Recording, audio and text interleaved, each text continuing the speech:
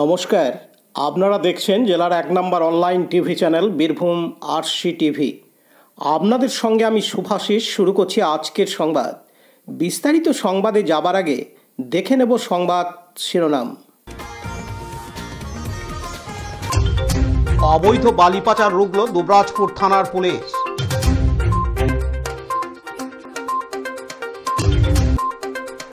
জেলা পুলিশের উদ্যোগে নিষিদ্ধ প্লাস্টিক অভিযান।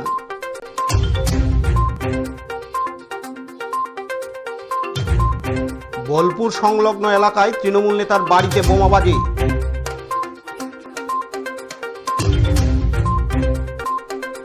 বিশ্বভারতীতে বসন্ত আগমনের অনুষ্ঠান।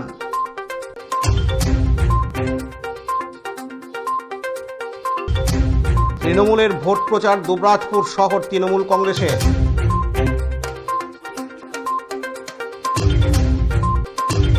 জলের জন্য ধান চাষ না হওয়ায় রাস্তা অবরোধ সিউড়িতে।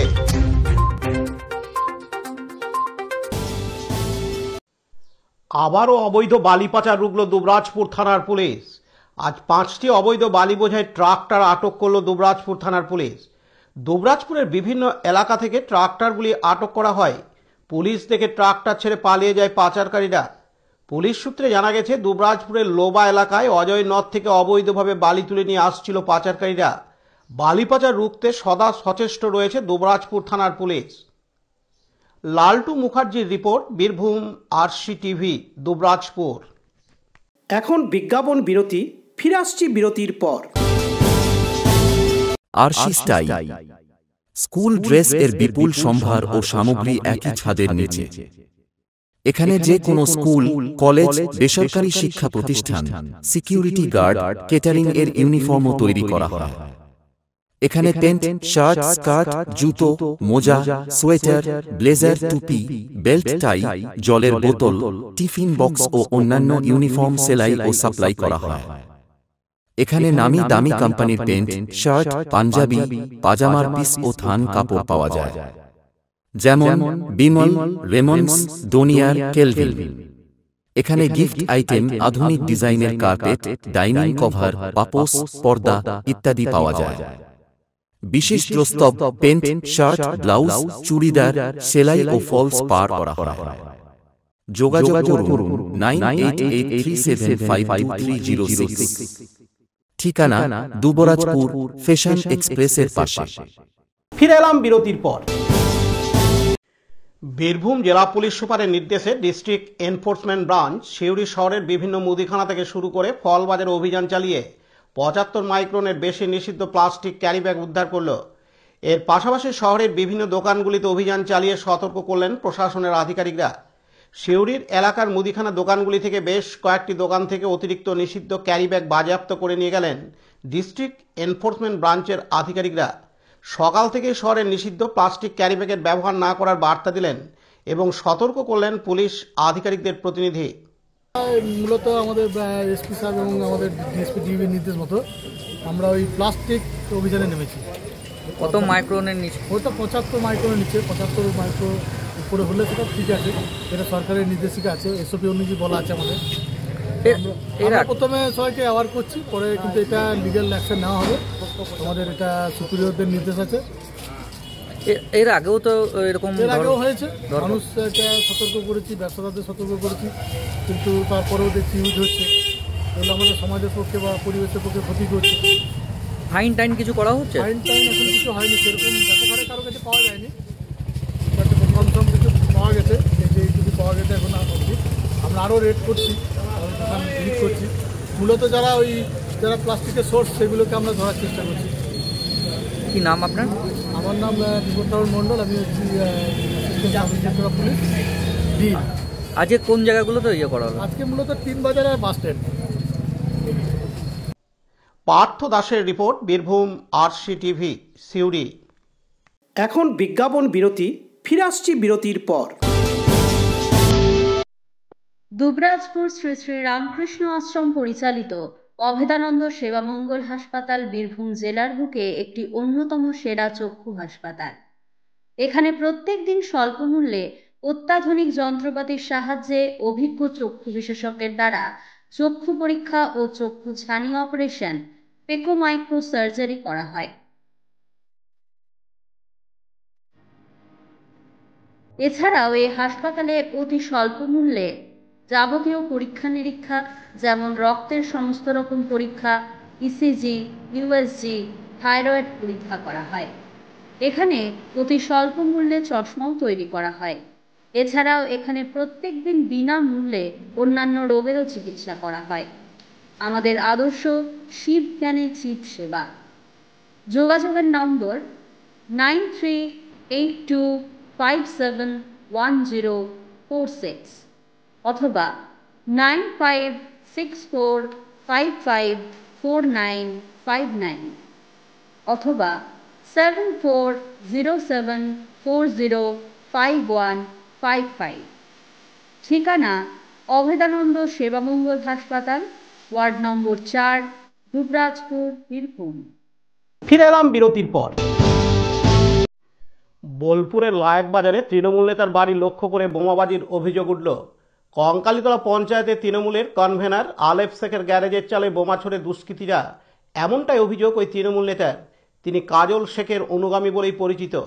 এই এলাকাতেই কঙ্কালীতলা পঞ্চায়েতের উপপ্রধান তথা অনুব্রত ঘনিষ্ঠ মামন শেখের বাড়ি লক্ষ্য করেও মাসখানেক আগে বোমাবাজির অভিযোগ উঠেছিল। স্বাভাবিকভাবে তৃণমূলের দুই পক্ষের মধ্যে বেশ কয়েক মাস ধরে চাপা উত্তেজনা চলছে এলাকায়। তার মধ্যে এদিন আবার বোমাবাজির ঘটনায় চাঞ্চল্য ছড়িয়েছে। কাজী আমিরুল ইসলামের report, Birbhum RC TV, Bolpur. এখন বিজ্ঞাপন বিরতি, ফিরে আসছি বিরতির পর। সব থেকে ভালো চিকিৎসা সবচেয়ে কম খরচে, সবচেয়ে কম খরচে। সব থেকে ভালো চিকিৎসা সবচেয়ে কম খরচে, সবচেয়ে কম খরচে। বিশ্বমানের স্বাস্থ্য পরিষেবা মিলবে দিনে রাতে, বিশ্বমানের স্বাস্থ্য পরিষেবা মিলবে দিনে রাতে। মনি মহেশ হসপিটাল, মনি মহেশ হসপিটাল, মনি মহেশ হসপিটাল, মনি মহেশ হসপিটাল। মনি মহেশ হসপিটাল, দুবরাজপুর, বীরভূম। ফিরে এলাম বিরতির পর। শান্তিনিকেতনে প্রাক বসন্ত উৎসব অনুষ্ঠিত হলো শান্তিনিকেতন আম্রকুঞ্জে সকাল 9টা নাগাদ। শান্তিনিকেতন ও বিশ্বভারতী বিশ্ববিদ্যালয় এবছর প্রাক বসন্ত উৎসব পালন করল।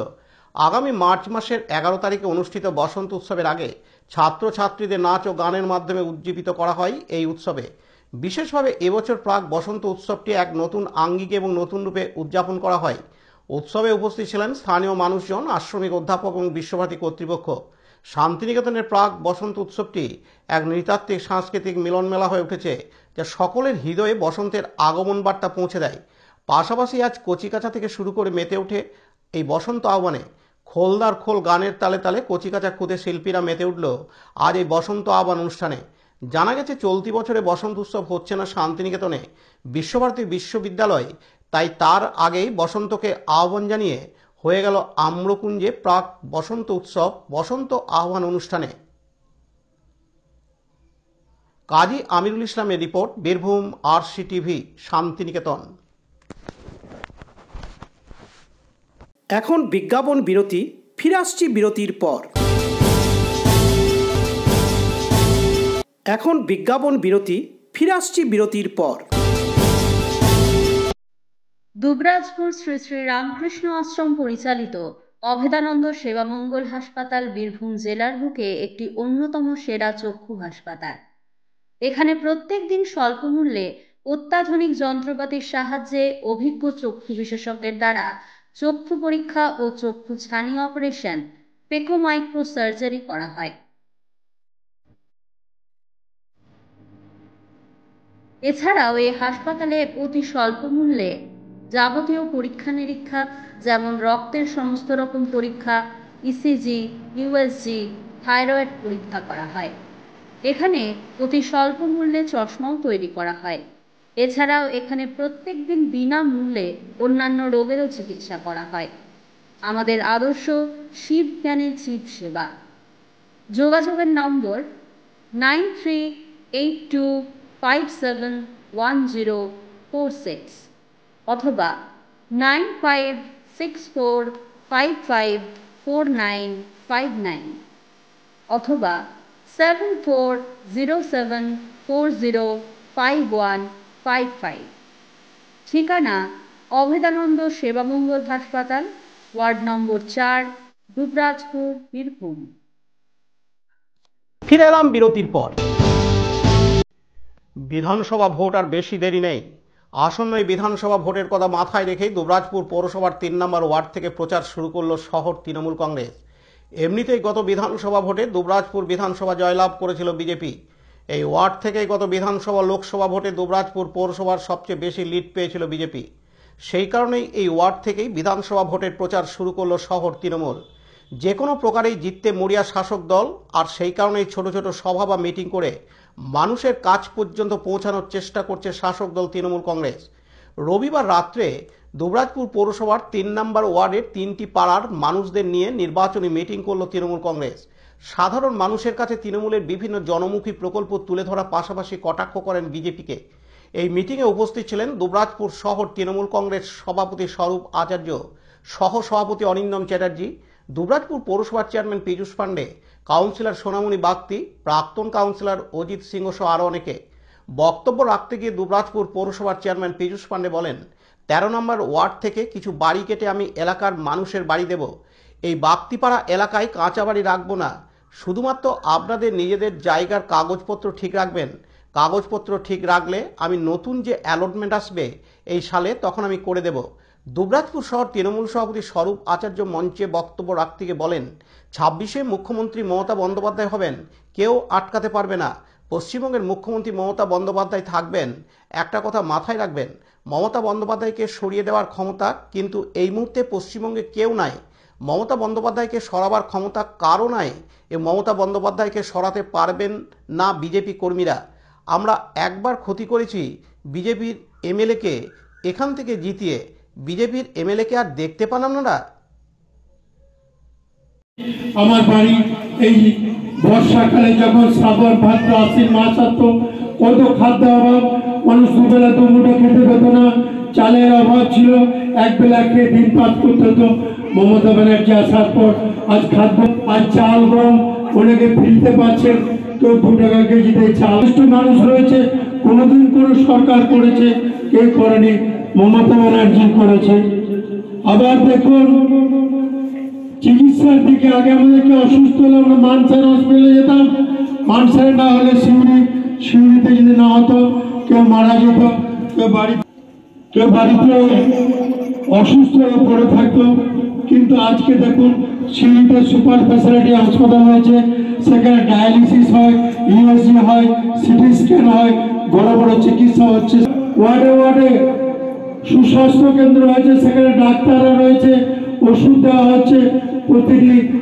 আপনারা দুবরাজপুরে তৃণমূলের মিটিং মিছিলে আসবেন, মমতা ব্যানার্জির পাশে থাকবেন, তৃণমূলের সংগঠনকে মজবুত করবেন, অন্য কোনো সংগঠনের সঙ্গে থাকবেন না। এইটুকু আমার একান্ত অনুরোধ থাকলো। পরিশেষে একটা বলে, এই পাড়ায় অনেক গরিব মানুষের বাড়ি, আমি স্বরূপ, আমরা সবাই রয়েছি। আমি আমার 13 নম্বর ওয়ার্ড থেকে কিছু বাড়ি কেটে আমি এলাকার মানুষের বাড়ি দেবো। এই বাগতিপাড়া এলাকায় কাঁচা বাড়ি রাখবো না, শুধু আমরা নিজেদের জায়গায় কাগজপত্রটা ঠিক রাখেন, মানে কাগজপত্র ঠিক থাকে। তারপরে আমি নতুন যে অ্যালটমেন্ট আসবে এই সালে, তখন আমি করে দেবো। দরকারে আমার 13 নম্বর ওয়ার্ডে অ্যালটমেন্ট থেকে আমাদের করে দেবো। আমি বাগতিপাড়াটায় অনেক দিন এই রাস্তায় বাড়ি, এখন অনেকগুলো কাঁচা বাড়ি আছে, আর কাঁচা বাড়ি যাতে না থাকে সেটা আমি দেখবো। সবাই সুখে থাকবেন, ভালো থাকুন, ঈশ্বর সকলের মঙ্গল করে, মা কালীর কাছে প্রার্থনা করে আমার ছোট্ট কথা। দেখুন, আমরা আমাদের যে 26-এ বিধানসভা, সেটাকে লক্ষ্য করেই আমরা এই প্রচার শুরু করছি এবং 3 নম্বরকে বেছে নিলাম এই জন্যই, কারণ আমরা বিগত যে লোকসভা ভোট, সেই লোকসভায় ভোটে দেখেছি আমরা কিছুটা হলে এখানে পিছিয়ে রয়েছি ভোটে। তার জন্য আমরা সিদ্ধান্ত নিয়েছি যে আমরা মানুষের বাড়িতে বাড়িতে যাব, মানুষকে বোঝাবো যে এই মুহূর্তে তৃণমূলের প্রয়োজনীয়তা কতটা। আমরা বিজেপিকে ভোট দিয়ে যে ভুলটা আমরা করছি সেই ভুলটা আমরা বারবার করবো না। একটা সময়ে বিধানসভায় আমরা ভোট দিয়ে এখানে বিজেপির বিধায়ককে নির্বাচিত করেছি, হ্যাঁ, কিন্তু তারপর থেকে কিন্তু বিজেপির বিধায়ককে তো আমরা আর দেখতে পাচ্ছি না। তার কিন্তু জনগণের যে উন্নয়নের যে প্রয়োজনে একজন বিধায়ককে দরকার, সেই জায়গা থেকে ওনাকে আর দেখা যায় না। বার্তা আমরা একটা ওয়ার্ডে আজকে একটা পাড়াতে এসেছি, সমস্ত ওয়ার্ড নিয়ে নয়, শুধুমাত্র একটা পাড়াতে বসেছি কালী মন্দিরের সামনে। সেখানে মানুষকে এই বার্তাটাই দিলাম যে তৃণমূল কংগ্রেস সবসময় আমাদের সঙ্গে আছেন, মমতা বন্দ্যোপাধ্যায় সব সময় আমাদের সঙ্গে আছেন, অনুব্রত মণ্ডল সবসময় আমাদের সঙ্গে আছেন। আমরা কিন্তু কোনোদিনই এইটা ভেবে নিই না যে এই ওয়ার্ডে আমি ভোট পিছিয়ে গেছি, এই ওয়ার্ডে আমরা উন্নয়নে যাব না, আমরা করবো না, সেটা কোনো মতেই মমতা বন্দ্যোপাধ্যায় বিশ্বাস করে না। অনুব্রত মণ্ডল চান যে আমরা কিন্তু সবসময় মানুষের পাশে আছি, সঙ্গে আছি। আমরা সেই বার্তাটাই দিতে চাইছি যে আপনারা বারবার আপনাদেরকে বলছি যে এই মুহূর্তে পশ্চিমবঙ্গে মমতা বন্দ্যোপাধ্যায়কে কী প্রয়োজন আমাদের, সেই জন্য কিন্তু মমতা বন্দ্যোপাধ্যায়কে প্রয়োজন। মমতা বন্দ্যোপাধ্যায়কে ভোটটা দিই, মমতা বন্দ্যোপাধ্যায়কে লক্ষ্য রেখে আমাদেরকে ভোট দিতে হবে। সেই বার্তা দেওয়ার জন্য আমরা মানুষের আজকে দরজায় আসছি। ছোটো বলতে আমরা দেখুন ছোট সভা করে আমরা মানুষের বাড়িতে পৌঁছে দিতে যাচ্ছি। আমাদের মমতা বন্দ্যোপাধ্যায়ের যেটা নীতি, সেইভাবে কিন্তু যেভাবে আমাদের নেত্রী জননেত্রী আমাদেরকে নির্দেশ দিচ্ছেন, আমার জেলা সভাপতি যাবেন নির্দেশ দেন যে আমরা প্রতিটি পাড়ায় গিয়ে, প্রতিটি ওয়ার্ডে গিয়ে, প্রতিটি বুথে গিয়ে মানুষের সঙ্গে বসবো, একদম বুথ লেভেলে তৃণমূল স্তরে মানুষের সঙ্গে বসে তাদের সুখ দুঃখের কথা ভাগাভাগি করে নেওয়া, তাদের কী সুবিধা, তাদের কী অসুবিধা হচ্ছে সেগুলো ভাগাভাগি করে নেওয়া, তাদের যে অসুবিধা হচ্ছে সেইগুলো যাতে আমরা কোনোভাবে সুরাহা করতে পারি সেইগুলো জেনে নেওয়া। তার জন্য কিন্তু আমরা মানুষের কাছে যাচ্ছি। এইভাবে ছোট সভা করে প্রতিটি বুথ এলাকাতে বুথে গিয়ে আমরা এই সভাটা করছি। বিধানসভা ভোট অবশ্যই আমাদের পক্ষে হবে। তৃণমূল এটা আমরা নিশ্চিত একদম যে আসন্ন বিধানসভায় মমতা বন্দ্যোপাধ্যায় মুখ্যমন্ত্রী হবে, এটা নিয়ে কোনো দ্বিমত নাই। আসন্ন বিধানসভায় তৃণমূল সরকার আবার বিপুলভাবে সরকার তৈরি করবে এবং আমাদের যে দুবরাজ বিধানসভা এখানে আমরা বিপুলভাবে জয়লাভ করব। সেটা আমরা বিগত লোকসভা ভোটে আমরা দেখিয়ে দিয়েছি, মানুষ এখানকার লোকসভা ভোটে দেখিয়ে দিয়েছে যেভাবে ভোট দিয়েছেন। আমরা আসন্ন যে বিধানসভা সেখানেও কিন্তু আমরা এই যে দুবরাজ বিধানসভা, আমরা দুবরাজ শহর থেকে বিপুল সংখ্যকভাবে লিড কিন্তু আমরা আমাদের নেত্রী মমতা বন্দ্যোপাধ্যায় থেকে। লালটু মুখার্জি রিপোর্ট, বীরভূম RCTV, দুবরাজপুর। এখন বিজ্ঞাপন বিরতি, ফিরে আসছি বিরতির পর।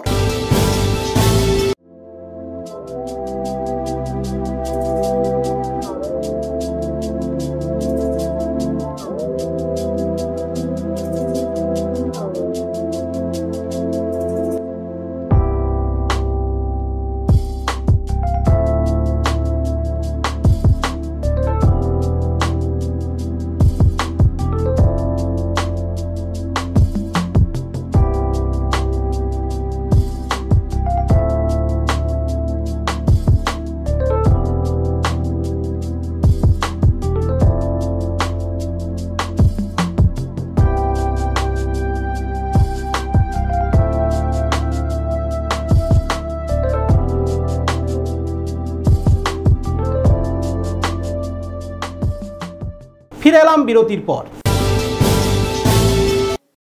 কেন্দুয়া 2 নম্বর ব্লকের অন্তর্গত কেন্দুয়া পঞ্চায়েতের হারাইপুর, দেশালপুর সহ প্রায় 3-4টি গ্রামের চাষিরা সেচ ক্যানেল জলের সুবিধা পাচ্ছেন না। এর ফলে প্রায় 100 বিঘার অধিক জমি জলের অভাবে বোরো ধান চাষ করতে পারছেন না বলে পথ অবরোধে নামলেন গ্রামের চাষিরা। বোলপুর মেন রাস্তার উপরে একডেলা মোড়ের কাছে হারাইপুর, দেশালপুর সহ একাধিক গ্রামের চাষিরা কাঁধে কোদাল নিয়ে বিক্ষোভে সামিল হন। পরে পুলিশের আশ্বাসে উঠে যাওয়ার সময় সেই রাস্তা দিয়ে বীরভূম জেলা পরিষদের সভাধিপতি ফাইজুল হক ওরফে কাজল শেখের কনভয় যাওয়ার সময় সেই কনভয় একডেলিয়া মোড়ে বিক্ষোভকারী চাষিরা দাঁড় করিয়ে তাদের যে দাবি সেই দাবি তাকে জানায়। গাড়ি থেকে নেমে সরাসরি সভাধিপতি ফাইজুল হক ওরফে কাজল শেখ তার কাছে লিখিত অভিযোগ জানানোর জন্য চাষিদের জানান 24 ঘন্টার মধ্যে সুরাহা হয়ে যাবে বলে জানান ফাইজুল হক ওরফে কাজল শেখ। অপরদিকে জেলা পরিষদের সভাধিপতি ফাইজুল হক ওরফে কাজল শেখ জানিয়েছেন, আপনাদের যা দাবি দেওয়া লিখিত আকারে আজকের মধ্যে জমা দিন, রাতের মধ্যেই তার সুরাহা হয়ে যাবে। তবে ফাইজুল হক ওরফে কাজল শেখের বক্তব্য শুনে কিছুটা হলেও খুশি সকল বিক্ষোভকারী চাষিরা। অভাব অভিযোগ মানুষ জানাতেই পারে, ওনাদের অভাব অভিযোগ নিশ্চয়ই আছে, যার জন্য এই এরিয়ার যারা চাষি কৃষক ভাই যারা আছে তারা সংঘবদ্ধ হয়ে এসে আন্দোলন করছে। কিন্তু ওনাদেরকে আমি রিকোয়েস্ট করলাম যে যদি বীরভূম জেলা পরিষদ থেকে বা বীরভূম জেলা ইরিগেশন ডিপার্টমেন্ট থেকে যে জল দেওয়ার কথা ছিল, কোন কোন ক্যানেল দিয়ে জল যাবে, কোন মৌজাগুলো জল দেওয়া হবে সব কিন্তু আগে আমরা লিখিতভাবে জানিয়ে দিয়েছি। তো ওনাদের বক্তব্য অনুযায়ী ওনাদের এরিয়ায় জল পাওয়ার কথা ছিল, জল পাচ্ছেন না। ওনাদেরকে আমি বললাম আপনারা লিখিত আকারে অভিযোগ করুন, আজকের মধ্যে তার ডিস্ট্রিক্ট অ্যাকশন নেওয়া হবে, আজকের মধ্যে জলের ব্যবস্থা করো। যদি আমরা আগে প্রতিশ্রুতি দিয়ে থাকি যে আপনাদের এই মৌজায় জল পাবে, তো সব ওরা আজকে রাস্তা অবরোধ করেছিল। দেখুন রাস্তা অবরোধ করেছিল, হয়তো অবরোধ উঠে গেছে, এরপর আমার কাছে অভিযোগটা নিয়ে যাক, অভিযোগের কতখানি সত্যতা আছে সেটা যাচাই করে নিয়ে সন্ধ্যের মধ্যে তার একটা বিহিত করা হবে।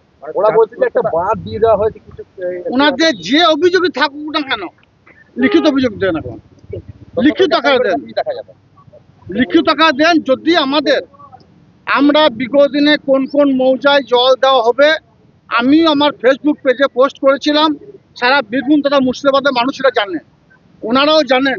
ওনারাও বলছেন যে হ্যাঁ এই এরিয়ায় জল দেওয়ার কথা ছিল, যদি জল দেওয়ার কথা থেকে থাকে তাহলে জল পাবে। লোকাল নেতৃত্বকে বলে বলা কাজ হয়নি। আমি লোকাল নেতৃত্ব বিষয়ে কোনো মন্তব্য করতে রাজি নয়। আমি প্রশাসনিক কর্তা হিসেবে বলছি, দায়িত্ব নিয়ে বলছি, যদি জল দেওয়ার প্রতিশ্রুতি করে থাকে ইরিগেশন ডিপার্টমেন্ট তাহলে জল দেবে। কার গাড়ি আসছে কি আমরা কাজলদাকে আটকালাম, বললাম আমাদের সমস্যাটা বললাম। হ্যাঁ, উনি বললেন যে একটা আমাদেরকে দরখাস্ত দেন, দরখাস্ত আমরা দেবো, আধ ঘন্টার ভেতরে বোঝা আমাদের সব সমস্যা মিটিয়ে দেবো। আমরা ওর কথা শুনে এখন খুশি, আধ ঘন্টার ভেতরে দিবে, তার জন্য আমরা খুশি আছি। এখন কি মনে হচ্ছে কাজ হবে? কাজ হবে, কাজলদা যখন আছে কাজ হবে। হ্যাঁ, আমার নাম শেখ সুজল। পার্থ দাসের রিপোর্ট, বীরভূম আরসি টিভি, সিউড়ি। আজকের সংবাদ এই পর্যন্ত। পরবর্তী সংবাদের জন্য চোখ রাখুন বীরভূম আরসি টিভির পর্দায়। নমস্কার।